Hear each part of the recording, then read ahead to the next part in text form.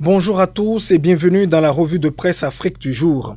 Au Cameroun, c'est l'ouverture d'un compte dans une banque pour collecter des fonds aux fins de lutter contre le coronavirus qui occupe le devant de l'actualité.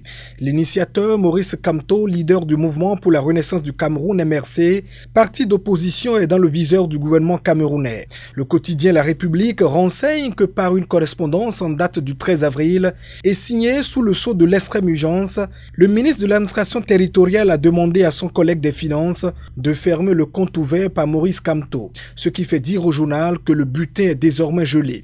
Écho Matin, qui désapprouve la fermeture de ce compte bancaire, parle de scandale. À Tanganji, le ministre de l'administration territoriale est hors la loi. Le quotidien, qui avoue avoir mené sa petite enquête, affirme qu'au nom du droit bancaire, le patron de la banque au sein de laquelle le compte a été ouvert s'est opposé à la clôture des livres du parti de Maurice Kamto. Et que retenir finalement à la lecture de la manchette du jour? Aucun compte n'a jamais été ouvert à Freeland, la banque en question. Pour le quotidien, le ministre demande la fermeture d'un compte fantôme.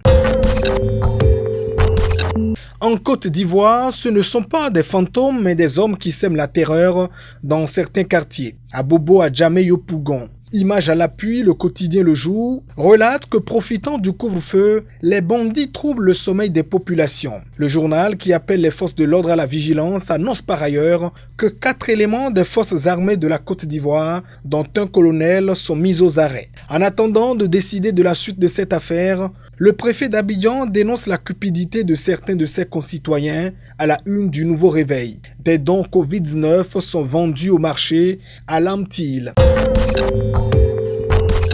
Et puis au Sénégal, le couvre-feu décrété par Macky Sall pour lutter contre le Covid-19 produit de bons résultats sur les routes. Les accidents ont baissé de 80% sur l'ensemble du territoire national. On dénombre 0 accident et 0 décès chez les conducteurs de moto depuis la mise en œuvre de la mesure, informe ce matin le journal Le Témoin.